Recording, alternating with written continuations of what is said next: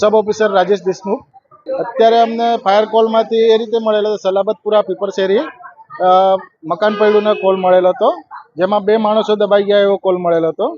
અમે ઘટના સ્થળે પહોંચી 2 માણસોને શોધખોળ કરતા મલબાની અંદર દબાયેલા હતા।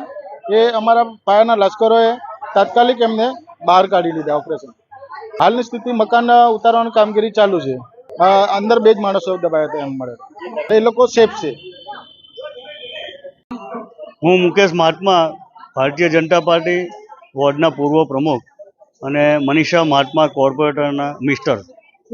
અહીં લગભગ 11:30ની આસપાસ અમારા આ જૂના સક્રિય કાર્યકર્તા ભારતીય જનતા પાર્ટીના ખંડેરાવભાઈ પાંડુરંગ એમના કાકી સાથે અહીંયા રહેતા હતા વર્ષોથી, અને અહીંયા બેઠેલા જ હતા, અને ત્યારે એકદમ ધમ મળીને અવાજ આવી ગયો। આજુબાજુના રહીશો આવીને જોયું તો મકાન બેસી ગયેલું હતું, એટલે એમને તરત કલ્લુભાઈ અહીંયા સ્થાનિક અને આ ઝવેરીજી ઇલેક્ટ્રિશિયન એમને મને તરત ફોન કર્યો કે મુકેશભાઈ ફાયર વિભાગને જાણ કરો અને કોર્પોરેશનને પણ જાણ કરો।